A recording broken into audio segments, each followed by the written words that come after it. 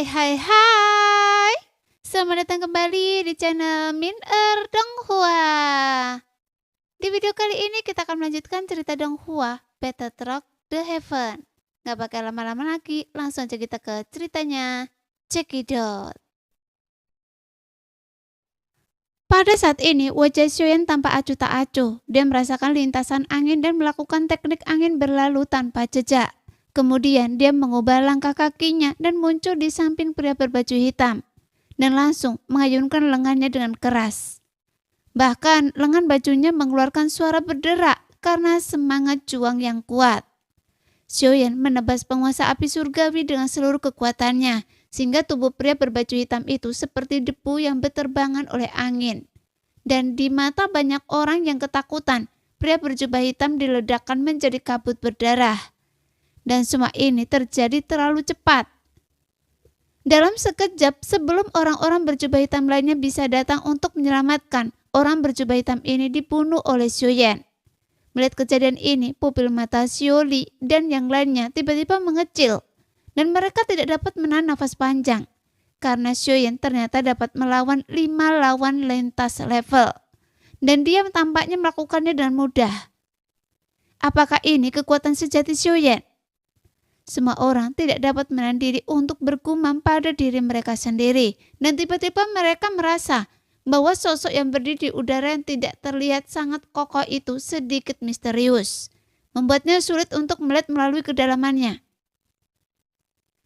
Suamiku sangat kuat. Bagaimana dia melakukannya? Xiaoqi mendecakkan bibirnya dan bertanya dan heran. Meskipun Tuan Muda Xiao mungkin bukan yang paling berbakat, dia pasti yang paling pekerja keras. Tidak peduli siapapun orangnya, selama mereka bisa mencari nafkah dengan berlatih seperti dia, mereka akan meraih kesuksesan yang luar biasa. Nan Erming menghela nafas. Jadi, apakah itu semangat juang atau alkimia Tuan Muda Xiao sangat kuat? Terlebih lagi, Tuan Muda Xiao memiliki banyak rahasia menakjubkan yang salah satunya dapat menyebabkan badai di benua Dodi. Oleh karena itu, karena Tuan Muda Xiao memiliki keberuntungan yang luar biasa, dia dapat berhati keras. Jadi tentu saja dia tidak dapat dianggap sebagai orang biasa. Feng Feng tiba-tiba menyela. Jadi menurut Anda dia akan menang? Beberapa besar peluangnya untuk menang. Di antara pria berjubah hitam ada Dodi bintang 5. Hati Xiaoqi dipenuhi gelombang kekacauan karena kata-kata Nan Erming dan Feng Feng. Tetapi ketika matanya tertuju pada pria berjubah hitam, dia masih sedikit gugup dan tidak bisa menahan diri untuk bertanya dengan rasa ingin tahu dan khawatir. Nyonya, apa maksud Anda? Begini saja. Kita tidak bisa memperlakukan Tuan Muda Xiao sebagai manusia. Maksud saya, Tuan Muda Xiao sama sekali bukan manusia. Oh, tidak. Apakah Anda tahu apa maksud saya? Misalnya, meskipun saya seorang Dodi bintang 6, tapi saya tidak akan memiliki keyakinan untuk mengalahkan Tuan Muda Xiao. Jadi saya punya firasat bahwa Zijing tidak akan punya kesempatan untuk bergerak. Xiaoyan tidak tahu bagaimana menjawab pertanyaan Xiaoqi dengan akurat. Dan kata-katanya membuat Nan Erming dan Feng Feng hampir tertawa terbahak-bahak. Saya pun berpikir begitu. Nan Erming menahan senyumnya dan jarang setuju dengan Xiaoyan. Dan pandangan mereka pun tertuju pada Xiaoyan dengan penuh percaya diri. Dengan kemajuan seni surgawi 8 ekstrim, perpaduan garis keturunan 3 ras, peningkatan kekuatan 3 item langka, penempaan tubuh oleh darah suci ras monster, dan semua keterampilan bertarung di atas level dunia. Saya sekarang memiliki kekuatan tempur hampir setara dengan bintang 5 menengah. Xiaoyan tidak sempat memperhatikan keterkejutan semua orang. Dia tenggelam dalam penilaian kekuatannya sendiri dan sedikit rasa panas melintas di matanya tanpa terkendali. Tunjukkan pada saya semua kekuatan Anda. Bukankah Anda telah membunuh anggota klan saya dan mempermalukan wanita saya? Jadi saya akan membuat Anda membayarnya dengan darah hari ini. Dengan kepercayaan dirinya yang meningkat pesat, Xiaoyan mengarahkan penggarisnya ke arah pria berjubah hitam itu, menyebabkan keempat pria berjubah hitam yang tersisa menggigil. Namun penghinaan sebelumnya terhadap Xiaoyan telah lama menghilang, dan kekuatan tempur Xiaoyan yang sesungguhnya membuat keempat pria berjubah hitam itu merasa getir. Tetapi betapapun pahitnya, jika mereka ingin bertahan hidup, mereka harus berjuang sekuat tenaga saat ini. Dan mungkin mereka dapat menemukan peluang untuk bertahan hidup. Di bawah pimpinan Dodi bintang 5, 4 untai doki hitam samar dengan cepat mengembun di tangan keempat orang itu. Kemudian sekali lagi berubah menjadi rantai dan menyerbu ke arah Xiaoyan. Namun Xiaoyan mengedipkan matanya sedikit, dan saat rantai itu hendak mendekat, dia mengambil langkah dan sosoknya menghilang. Ketika sosoknya muncul lagi, Xiaoyan telah berada di belakang keempat pria berjubah hitam itu. Kemudian Xiaoyan menatap ketiga lelaki pria berjubah hitam yang berada di puncak bintang 4 di depannya, menyipitkan matanya sedikit dan berteriak tanpa emosi. 1000 kaki tanpa bayangan. Dengan berteriak, Xiaoyan cepat-cepat mengangkat penguasa api surgawi di tangannya, dan kekuatan langit surgawi dengan cepat memadat. Dan dia dengan ganas mengayunkan satu penguasa ke masing-masing dari 3 pria berjubah hitam puncak bintang 4 di depannya. Saat dia melangkah keluar satu kaki, angin dan awan bergerak.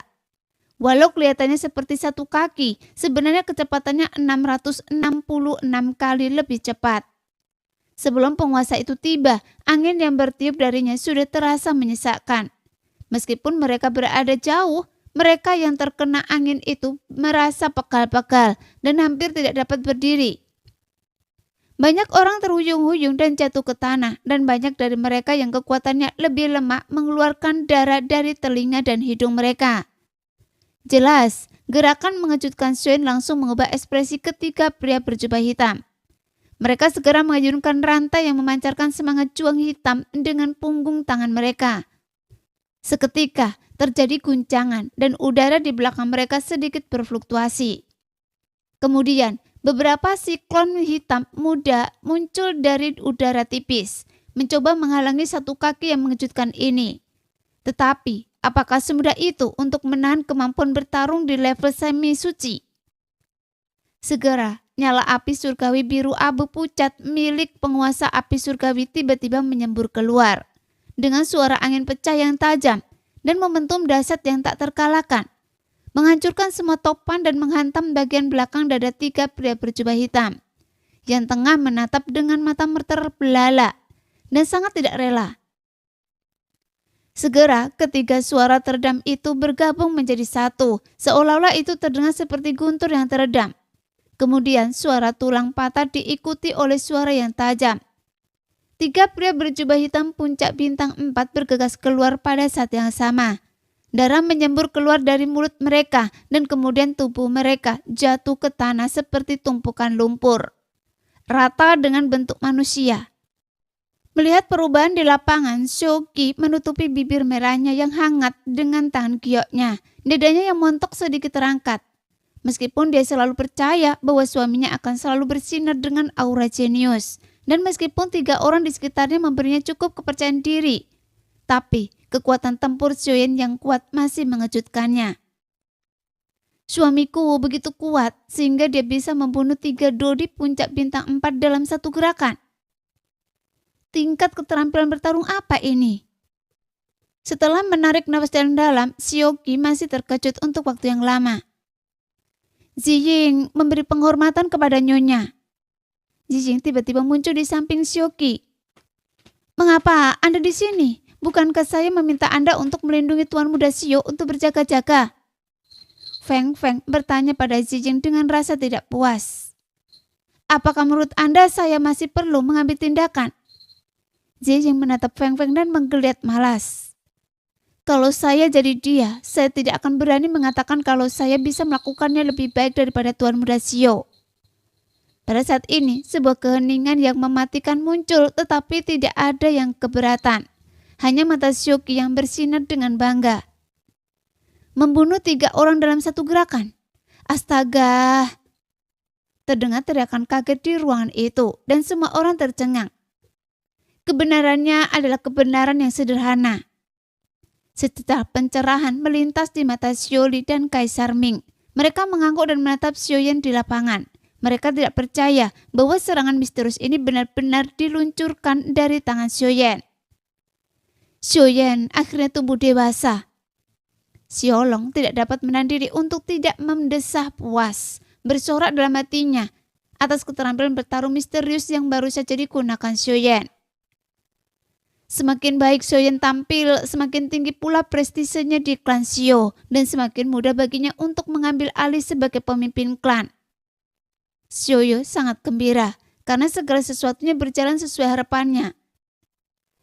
Masih terlalu lemah, sekarang giliran Anda berikutnya. Tanpa mempedulikan reaksi orang banyak, Xiaoyan melirik ketiga pria berjubah hitam yang telah menjadi selembut lumpur, menggelengkan kepalanya dan mendesah pelan.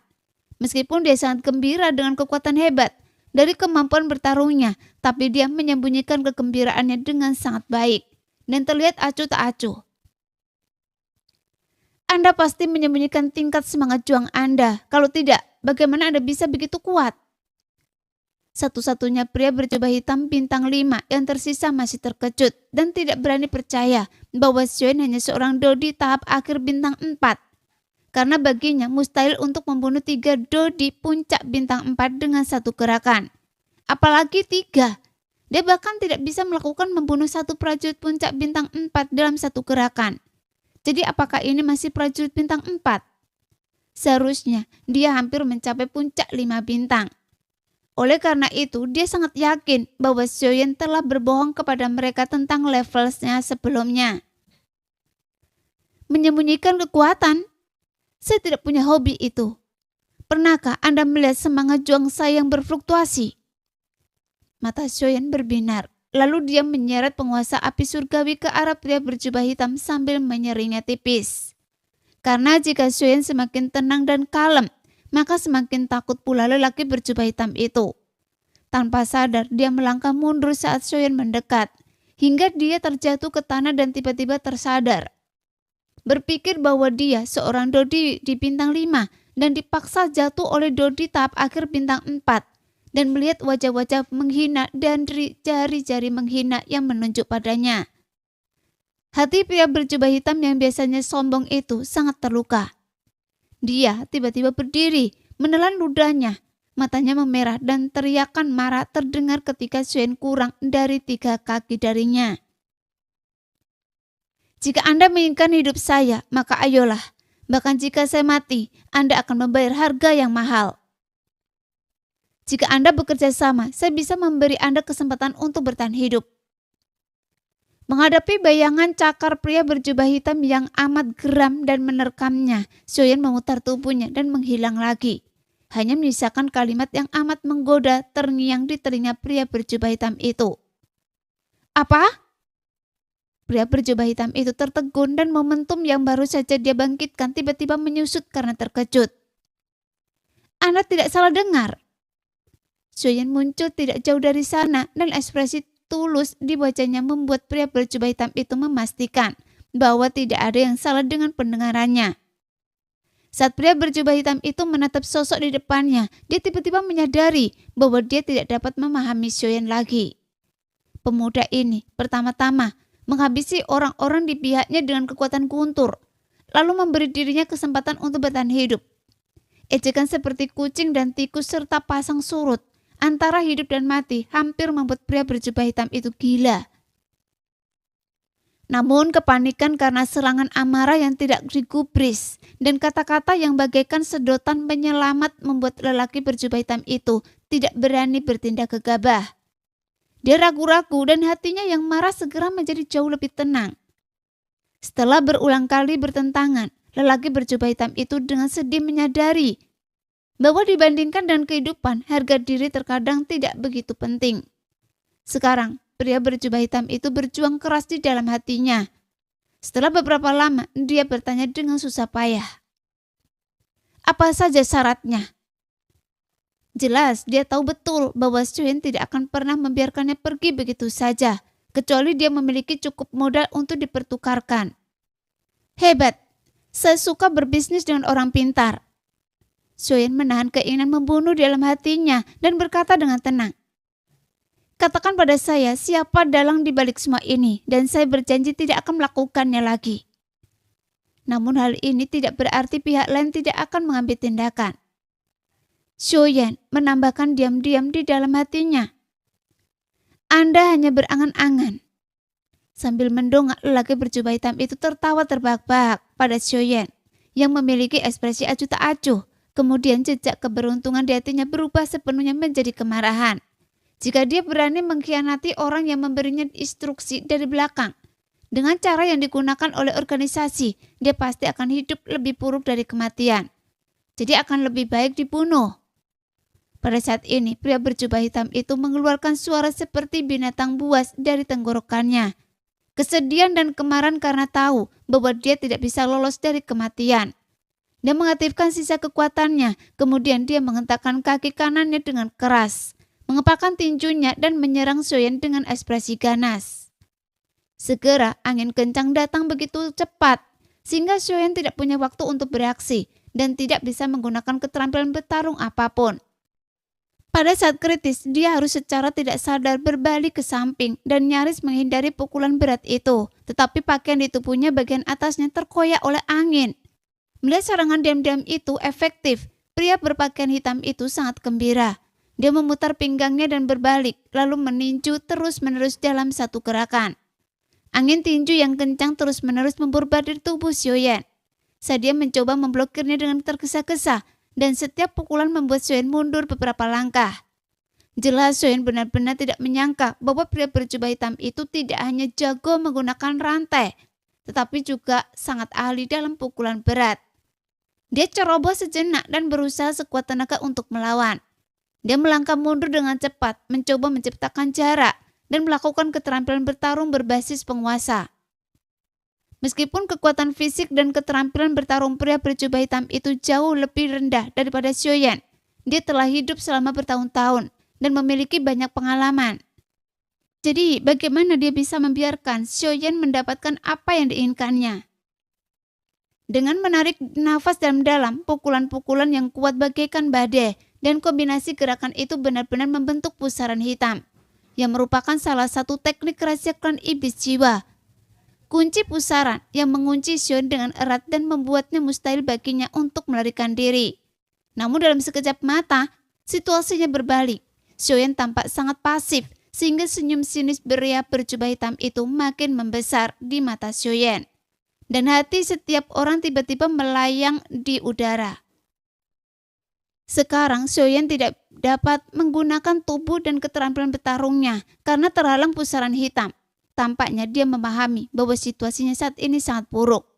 Setelah menghalangi serangan dari pria berjubah hitam itu, dia pelan mengembuskan nafas. Kemudian kilatan cahaya melintas di matanya dan senyum aneh muncul di sudut mulutnya.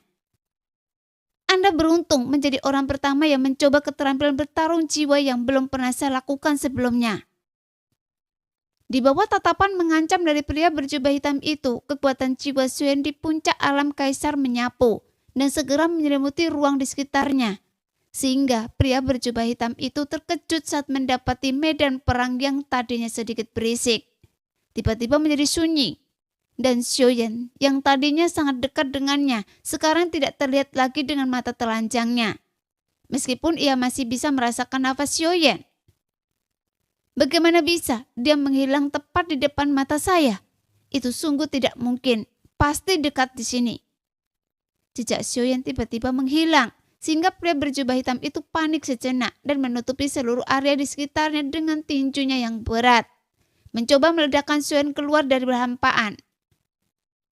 Dalam lingkup yang diciptakan oleh kekuatan jiwa saya adalah penguasa segalanya.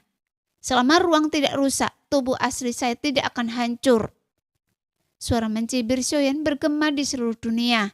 Saat Xiaoyan berbicara, pria berpakaian hitam itu menyadari bahwa segala sesuatu di sekitarnya berubah seketika.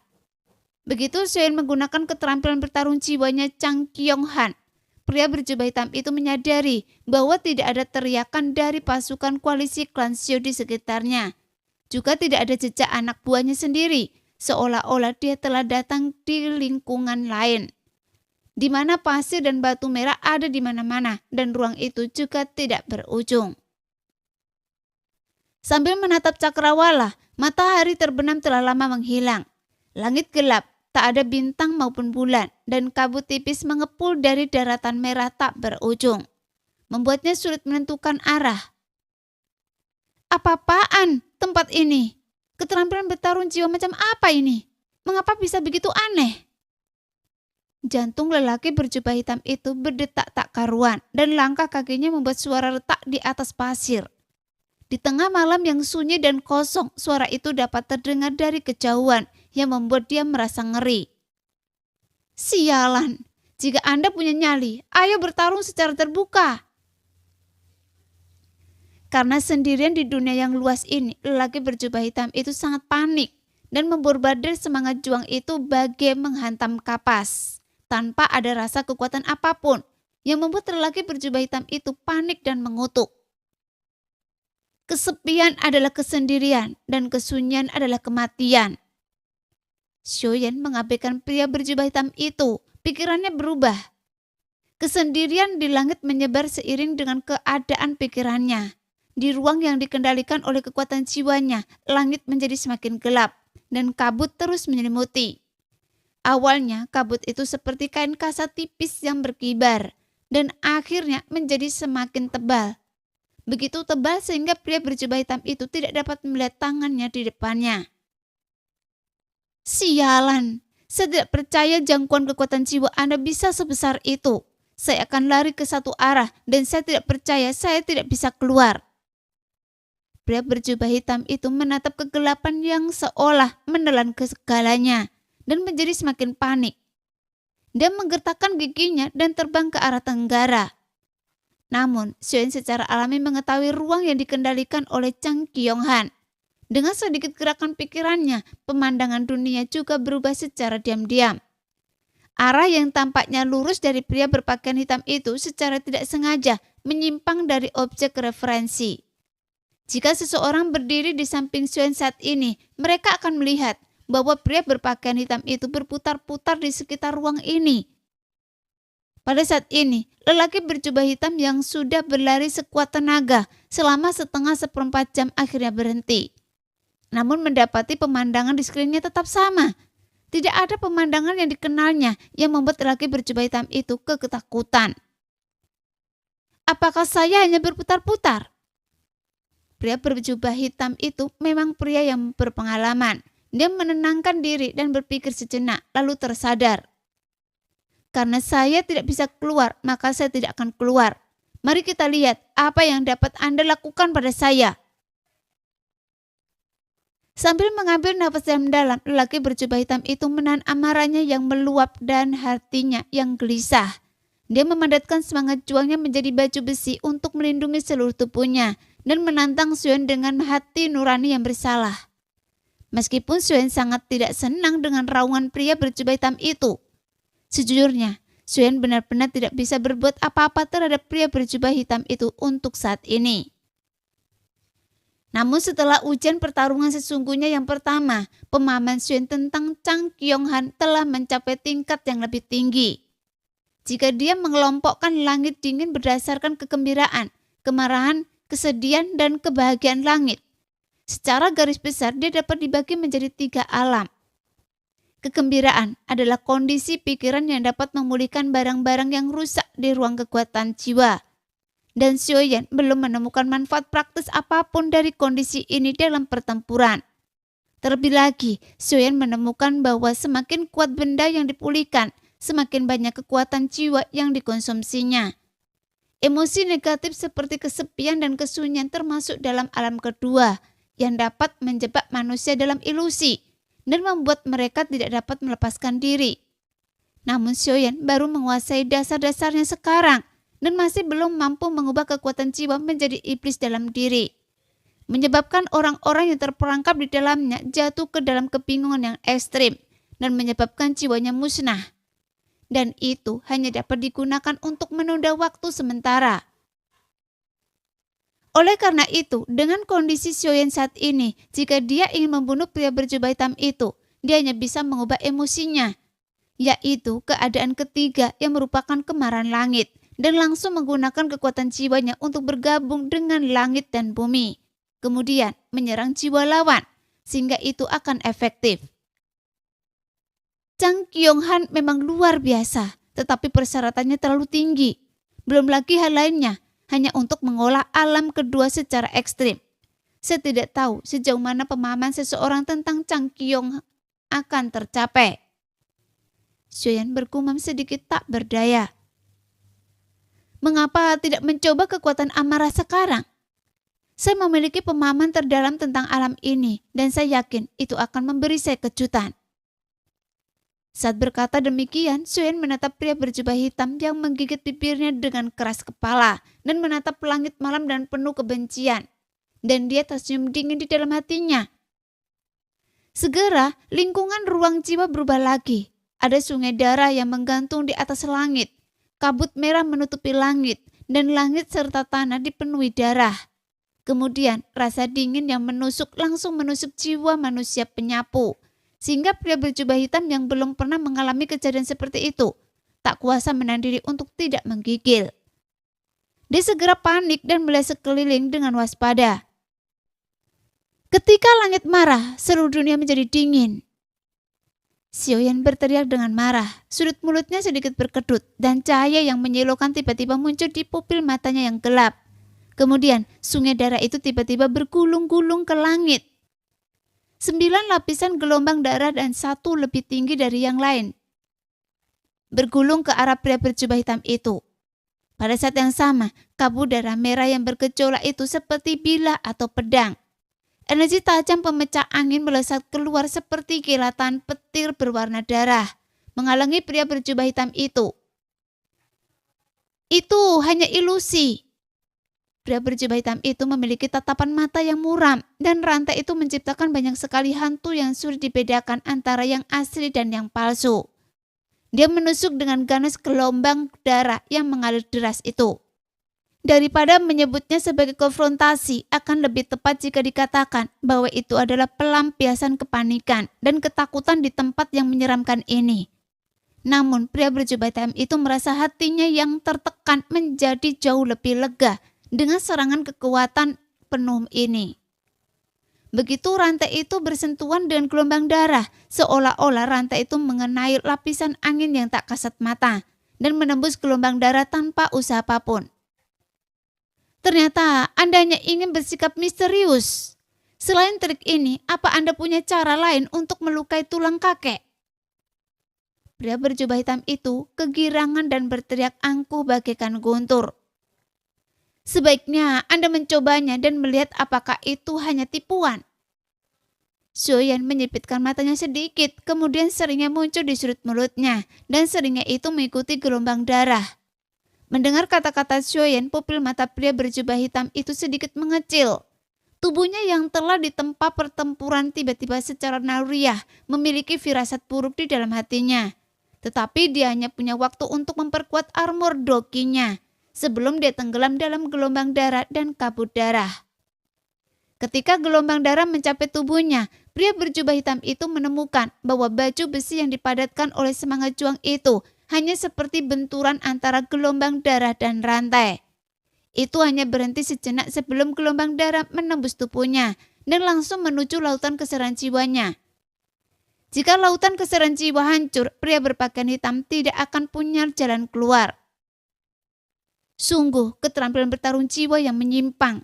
Keterampilan ini mengabaikan pertahanan semangat juang. Pria berjubah hitam itu akhirnya mengerti bahwa apa yang dikatakan Xiaoyan itu benar, tetapi sudah terlambat. Gelombang darah itu sudah mencapai gerbang lautan keseran jiwa.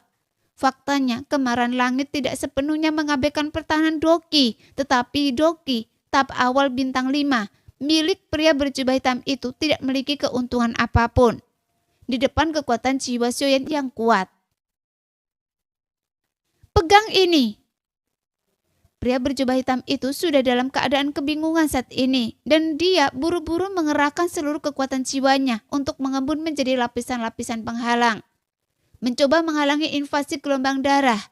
Namun 9 tingkat gelombang darah yang mengandung persepsi akan kemarahan langit sama sekali bukan sesuatu yang dapat ditahan oleh pria berjubah hitam itu. Dia hanya dapat menahan gelombang darah tingkat ketiga sebelum penghalangnya terkoyak oleh kekuatan jiwa yang berurutan dan menyerbu ke dalam lautan keseran jiwanya, dan kekuatan jiwa yang menerobos rintangan menjadi semakin tak terkendali. Kemudian gelombang darah menyapu lautan jiwa pria berjubah hitam itu dengan kekuatan ombak yang mengamuk, menghantam ke tepian, mengubah apapun yang dilewatinya menjadi warna merah darah. Segera pria berjubah hitam itu menjerit dan bergulung-gulung di udara sambil memegangi kepalanya. Runtuhnya jiwa dan lautan kesadarannya membuat wajahnya yang pucat berubah kesakitan. Butiran-butiran keringat halus mengalir dari dahinya, seolah-olah otaknya merasa seperti ditusuk oleh ribuan jarum baja. Dan darah menyembur keluar dari mata, hidung, dan telinganya, membasahi jubah hitamnya, lalu mengalir turun dari udara, membentuk bunga-bunga darah yang menakjubkan di tanah. Jika Anda datang ke klan Xiao saya dan bertindak liar, Anda harus bersiap untuk mati. Xiaoyan menatap dingin ke arah pria berjubah hitam yang sedang sekarat dan terjatuh. Senyum dingin muncul di sudut mulutnya. Dia menggenggam erat penguasa api surgawi di tangan kanannya, memutar tubuhnya ke samping, lalu tiba-tiba memutar penguasa api surgawi di tangannya, dan terbang keluar seperti tombak. Berubah menjadi bayangan api besar dan menusuk tubuh pria berjubah hitam itu dengan ganas. Dengan kekuatan dahsyat yang tersisa, membawa tubuh lelaki berjubah hitam itu melintasi jarak hampir 100 kaki dan menghantam dinding lembah. Chang Kyung-han memang sangat kuat dan pertarungan antar level yang berbeda tidak lebih dari ini. Xiaoyan tersenyum tipis, melambaikan tangannya dan tiba-tiba menarik kekuatan jiwanya sehingga ruang ilusi itu menghilang tanpa jejak. Kemudian segala sesuatunya muncul kembali di hadapan orang banyak. Melihat lelaki berjubah hitam itu tak bernyawa, tergantung di tebing dengan tangan terkulai. Hampir tak seorang pun berani mempercayai mata mereka. Sebatang dupa yang lalu, Xiaoyan dalam bahaya. Hidup dan matinya bergantung pada keseimbangan. Tetapi dalam sekejap mata, pria berjubah hitam itu telah meninggal. Sementara Xiaoyan mendarat dengan anggun tanpa cedera apapun. Seberapa kuat anak ini? Bukan hanya semangat juang dan keterampilan petarungnya yang mengalahkan Dodi setingkat, tetapi keterampilan bertarung jiwanya juga dapat melintasi level dan langsung membunuh Dodi bintang 5. Xiaoyu terkejut dan memutar matanya tanpa daya. Bahkan jika dia menghadapi Xiaoyan, dia hampir tidak memiliki harapan untuk menang. Dibandingkan dengan desahan Xiaoyu, pemandangan itu sangat sunyi. Bahkan suara angin bertiup dapat terdengar jelas. Namun keheningan itu tidak berlangsung lama. Tak lama kemudian pasukan koalisi klan Xiao setelah memastikan fakta-fakta itu bersorak gembira. Semua orang melambaikan senjata mereka, menghentakkan kaki mereka ke tanah dan berteriak keras. Xiaoyan! Xiaoyan! Tiba-tiba moral para murid klan Xiao memuncak. Ketergantungan terbesar Anda telah hilang. Apakah Anda masih akan melawan dengan keras kepala? Wajah Xiaoyan sedikit menggelap. Alisnya berkerut dan tawa dingin membangunkan anggota sekte Yimo yang masih linglung. Ketika anggota sekte Yimo bereaksi dan melihat pohon itu tumbang, semangat juang terakhir yang mereka miliki hancur total. Mereka menjatuhkan senjata dan melarikan diri dengan panik ke segala arah. Tidak peduli seberapa keras pemimpin mereka Yimo berteriak, itu tidak ada gunanya. Jangan biarkan seorang pun pergi. Xiaoyan mengangkat alisnya sedikit, kemudian cahaya ganas melintas di matanya dan mengeluarkan perintah untuk memburu dan membunuh. Pada saat yang sama, Chang Kyung-han dipentaskan lagi. Kemanapun kekuatan jiwa mengalir, gelombang darah mengikuti seperti bayangan. Dan sosok manusia jatuh satu demi satu seperti padi yang sedang dipanen. Melihat Xiaoyan, semua orang tertentu tidak ingin ketinggalan. Tubuh Xiao Yixian tiba-tiba membesar dan berubah menjadi harimau langit yang mengaum berwarna emas. Tubuhnya yang panjangnya 1000 kaki hampir menutupi separuh langit. Tanpa menggunakan keterampilan petarung apapun, telapak harimau yang lebarnya 100 kaki itu menghantam tanah. Kemudian jejak telapak tangan yang besar tercetak di lembah sedalam puluhan kaki. Dan semua anggota sekte Yimo berubah menjadi pasta daging tanpa tegangan apapun. Nah, demikianlah video hari ini. Terima kasih sudah menonton video Minar sampai selesai. Sampai jumpa lagi di video selanjutnya. Bye-bye.